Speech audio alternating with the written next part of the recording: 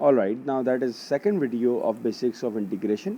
हम बात कर रहे थे इंडेफिनिट इंटीग्रल्स की। मैंने आपको दो रूल्स बता दिए थे। पहला रूल अभी तक मैंने मिसिंग रखा हुआ है, ठीक है। लेट्स सपोज हमारे पास इक्वेशन है d y is equals to x plus 4 to the power cube and d x. मुझे इसको इंटीग्रेट करना है। सिंपल, हमने क्या सीखा था अब तक कि आपने पावर में 1 ऐड करना है, तो x प्लस 4 3 प्लस 1 4 हो जाएगा, और डिवाइडेड बाय टोटल पावर कर देंगे, प्लस सी भी आएगा क्योंकि हमारे पास ये इनडेफिनेट इंटीग्रल है, तो मेरे पास ये सिंपल y का आंसर आ जाएगा। अब जो ये इंपॉर्टेंट रूल है मेरे पास 1, ये क्या काम करेगा अब ज़रा ये देखिएगा। लेट सपोज मैं आपसे कहूँ कि डी वाई बराबर है मेरे पास 3x plus 4 to the power cube d x. अगर आप इसको कंपेयर करो इस ऊपर वाले क्वेश्चन से तो काफ़ी सिमिलर है, बस यहाँ पर ये आ गया 3। अब आप ये दोनों स्टेप्स मैंने आपको बताए थे ना, ऐड 1 इन पावर, ये 2 है ये 3 है, तो स्टेप 1 क्या है? स्टेप 1 आपको ये कहेगा derivative of function should be present. इतना इम्पॉर्टेंट रूल है कि अगर ये आपको समझ में आ जाएगा तो कोई फॉर्मूला याद करने की ज़रूरत नहीं है। देखें अब कैसे अप्लाई करना है।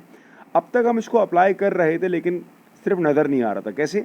मैं अगर यहाँ पर आपसे कहता कि यार x का डेरिवेटिव क्या है, तो आपके पास सिंपल सा आंसर ये है कि d by D x of x, तो हमारे पास 1 होता है। अब 1 यहाँ पर लिखा हो या ना लिखा हो कोई फ़र्क नहीं पड़ता। तो ये जो कह रहा है derivative of function should be present, आप इस एग्जाम्पल में देखो बेटा, बहुत इंपॉर्टेंट चीज़ है कि इस एग्जाम्पल में जो आपका फंक्शन है दैट इज़ 3x प्लस 4। आपने 3x प्लस 4 को इंटीग्रेट करना है, बट आप नहीं कर सकते। क्यों नहीं कर सकते?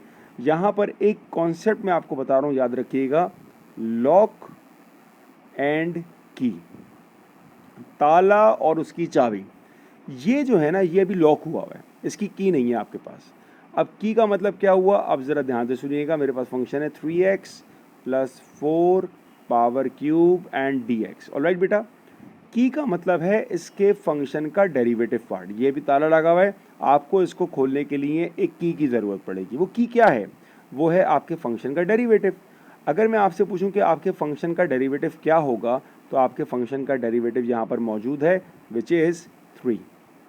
अब मेरे पास जो चाबी है वो 3 है, ये तो मैंने आइडेंटिफाई कर लिया, बट वो चाबी है नहीं यहाँ पर। हम क्या करेंगे? हम बहुत सिंपल काम करेंगे, हम 3 से मल्टीप्लाई कर देंगे और 3 से डिवाइड कर देंगे। याद रखें कि आप किसी भी नंबर से मल्टीप्लाई एंड डिवाइड कर सकते हैं, इससे आपके क्वेश्चन पे कोई फ़र्क नहीं पड़ेगा। अच्छा, फ़र्क नहीं पड़ेगा तो फ़ायदा क्या हुआ? फ़ायदा ये हुआ कि अब जो ये पूरा पार्ट है ये आपका रेडी हो गया इंटीग्रेट होने के लिए, या यूँ समझें कि इस ताले को चाबी मिल गई है। अब ये ताला ओपन हो जाएगा, मतलब ये इंटीग्रेट हो जाएगा। अब इंटीग्रेट कैसे होगा? अब तो और आसान सवाल शुरू हो गया। इंटीग्रेट का रूल क्या था? जब आपने 3 और 3 आइडेंटिफाई कर लिया, इंटीग्रेशन का रूल ये है कि add 1 in the power and divided by total power. जब आपको ये ताले की चाबी मिल गई, अब आपने वही काम शुरू करना है भाई। 3x plus 4 to the power 3 plus 1 4 divided by 4। तो सवाल उठता है कि ये वाला 3 कहाँ गया? ये वाला 3 कहीं नहीं गया, ये वाला 3 अपनी जगह पर प्रेजेंट रहेगा, एंड देन प्लस सी। तो जो आपका आंसर होगा it will be 3x plus 4 to the power 4 divided by 12 plus C. ये आपके y का आंसर है। ये कॉन्सेप्ट शुरू में आपको ज़रूर तंग करेगा, लेकिन एक दफ़ा आपको एक कॉन्सेप्ट समझ में आ गया तो आपको कोई फार्मूला याद करने की ज़रूरत नहीं है, चाहे वो एक्सपोनेंशियल में हो, चाहे वो ट्रिग्नोमेट्रिक फंक्शन में हो। एक एग्जांपल और देखिएगा, d y is equals to 8x minus 5 to the power 5। ये आपका क्वेश्चन आ गया, ठीक है। और यहाँ पर आया डी एक्स। हमने क्या करना है भाई? हमने इसको इंटीग्रेट करना है। क्या हम इसको इंटीग्रेट कर सकते हैं? तो द क्वेश्चन इज नो। क्यों नहीं कर सकते? क्योंकि ताला लगा हुआ है। चाबी क्या है आपके पास? फंक्शन का डेरिवेटिव। इस फंक्शन का डेरिवेटिव क्या होगा? इस फंक्शन का डेरिवेटिव होगा 8। क्या आपके पास इस ताले की चाबी है? तो आंसर है अभी तो नहीं है भाई। हम क्या करेंगे? हम मल्टीप्लाई कर देंगे इसकी चाबी से। इसकी चाबी से फ़ायदा क्या हुआ? फ़ायदा ये हुआ कि अब ये फंक्शन आपका रेडी हो गया इंटीग्रेट होने के लिए। और इंटीग्रेशन का मतलब क्या होता है? ऐड 1 इन द पावर, तो 8x minus 5 to the power 6 divided by total power 6, और जो ये 8 आपका लिखा हुआ था ये एज इट इज़ अपनी जगह आ जाएगा और इनडेफिनिट की वजह से प्लस सी आपको लगाना पड़ेगा। तो जो फाइनल आंसर आपके पास होगा that will be 8x minus 5 to the power 6 divided by 48 plus C. ये आपका इंटीग्रेट हो गया।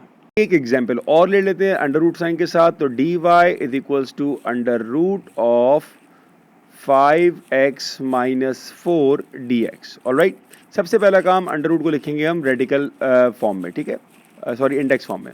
5x माइनस 4 अंडर रूट का मतलब होता है हमारे पास 1/2 और dx अपनी जगह आ गया। फंक्शन अभी इंटीग्रेट हो सकता है, सवाल है नहीं। क्यों नहीं है भाई? क्योंकि डेरिवेटिव प्रेजेंट नहीं है, ताले की चाबी नहीं है। अच्छा जी, लॉक हुआ हुआ है। लॉक की चाबी क्या है तुम्हारे पास? आपके पास चाबी है इसकी, इसका डेरिवेटिव वो क्या हो जाएगा? वो हो जाएगा 5। तो आपको सिर्फ यहाँ पर चाबी अप्लाई करनी है। इसका मतलब ये हुआ कि आपको मल्टीप्लाई करना है 5 से और डिवाइड करना है 5 से। फ़ायदा ये हुआ कि अब इसका डेरिवेटिव इसके साथ मौजूद है। ऑलराइट, इसका मतलब अब ये 5 इसके साथ में लेके इसको इंटीग्रेट कर देगा। इंटीग्रेट का मतलब क्या होता है वो हम सब जानते हैं कि ऐड 1 इन द पावर। तो ये आ रहेगा 5x minus 4 1/2 plus 1 it's 3/2 divided by 3/2 और ये जो 5 था ये अपनी जगह आ गया प्लस सी। सिंप्लीफाई कर सकते हैं हम इसको हम, तो ये आ जाएगा 2 bracket 5x minus 4 power 3 divided by 2 divided by 5 3s are 15 plus C. ये आपका आंसर हो जाएगा। ये 2 ऊपर जाएगा तो ये आके मल्टीप्लाई हो जाएगा एंड 5 3s आर 15। ये हमारा आंसर।